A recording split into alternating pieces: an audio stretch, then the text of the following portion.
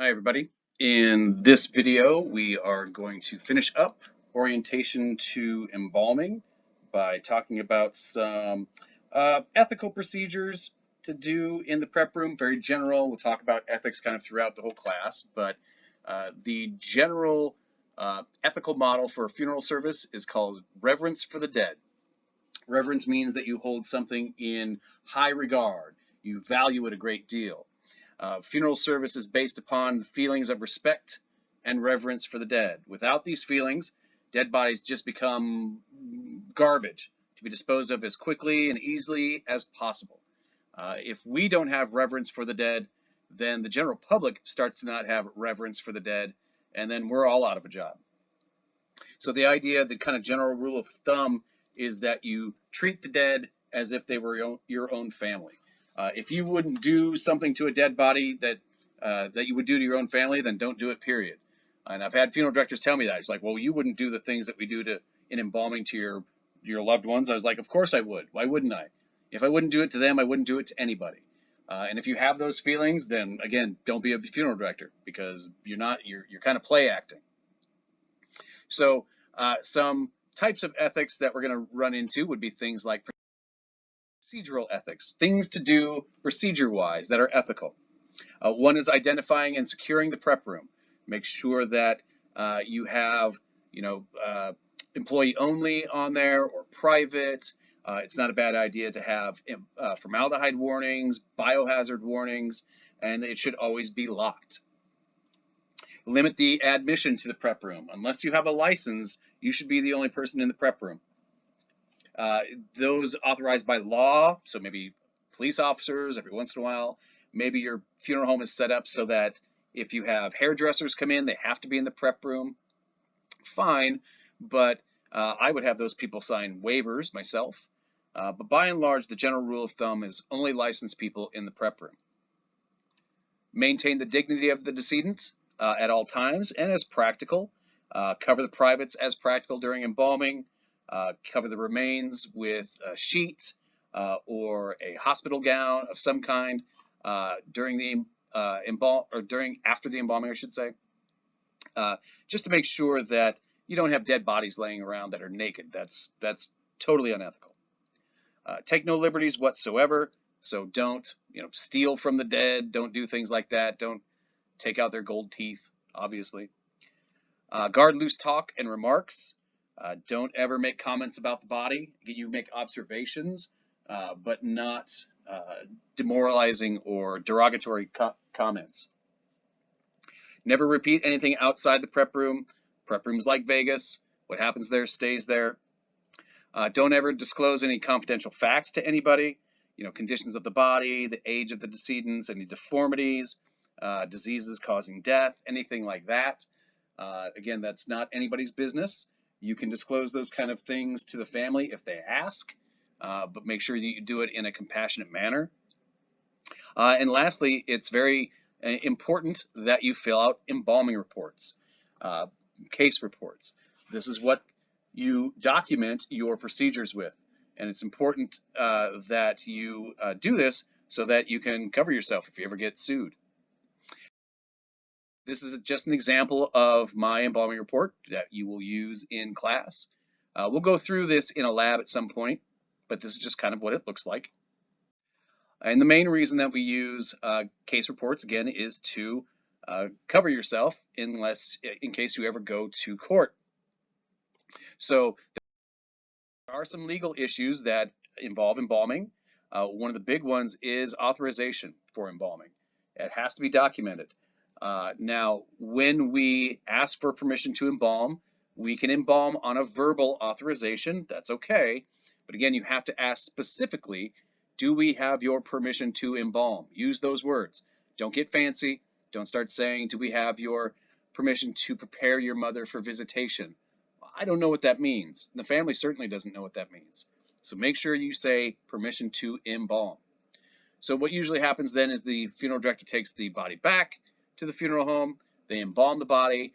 The next day they're going to meet with the family, and that's when they're going to get the written authorization. So they'll have an embalming authorization, which I'll show you here in the next slide, that the people will fill out, and that's your document, your documented authorization. We may need authorization for some other things. Again, this should be documented also. You always have to have authorization for an autopsy. A fancy way of saying that is a necropsy. Funeral directors don't get involved in autopsies very often, but every once in a while you might.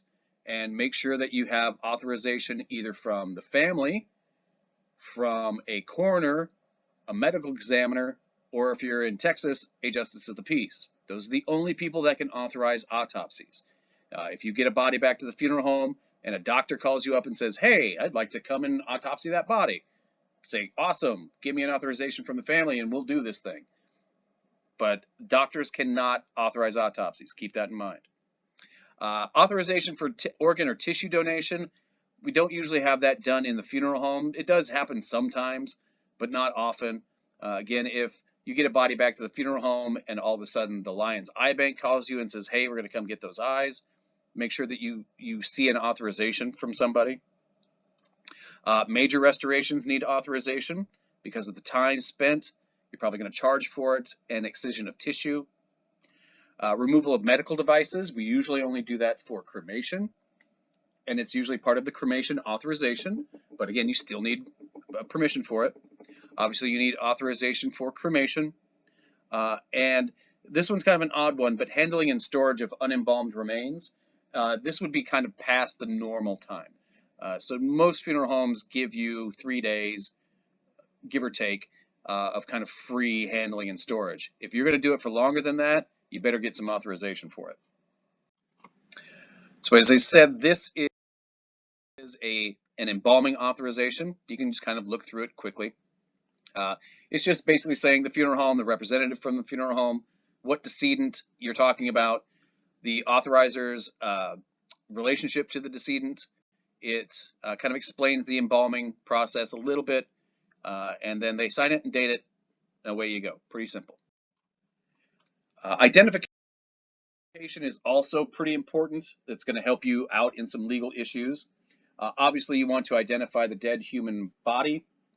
You should do this right at the first time you see the body on the removal. Some kind of identification should go on that body.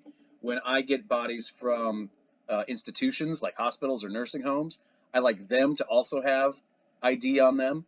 And I've made some nurses mad by going in and saying, this person doesn't have authorization or doesn't have identification. I would like you to put some on them. Like, well, we don't have anything. I said, I'll find something, because you're saying that this is this person. I don't really have any documentation of that.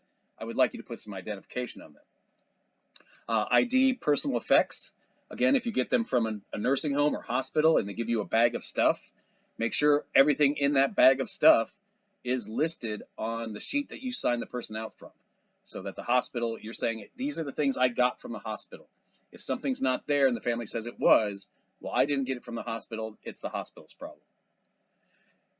If you're dealing with coroners, then you may deal with blood samples. You want to make sure those are properly identified. Same with fingerprints. Again, unless you're dealing with a coroner, it's pretty rare you'll deal with fingerprints. And even most of the time, it's police officers that do that. Photos are rare in the prep room, and so the really only reason you should take photos in the prep room is if you have a body that has really severe conditions. You might take photos to kind of document the condition of the body in which you got it. We used to do this actually for ship-ins. When we got ship-ins from like Florida or Colorado, the embalming was garbage, always was. And so we would actually take a picture of the person when we got them, so that if anything went wrong, the family wouldn't try to sue us, or if they did try to sue us, we had some documentation as to, well, this is what they looked like when we got them, this is what they looked like when we were done embalming them. And always make sure you know who the next of kin or authorizing agent is, so that you know who to talk to and ask for permission for things. The last thing is responsibility to report certain observations concerning situations. That just says that if you happen to see something on the body that's not consistent with the cause of death, you should call the coroner. It rarely happens, but you never know. Strange, never say never in funeral service. Okay, this short little video, that finishes it up for orientation and introduction. Next, we're going to get into prep room orientation.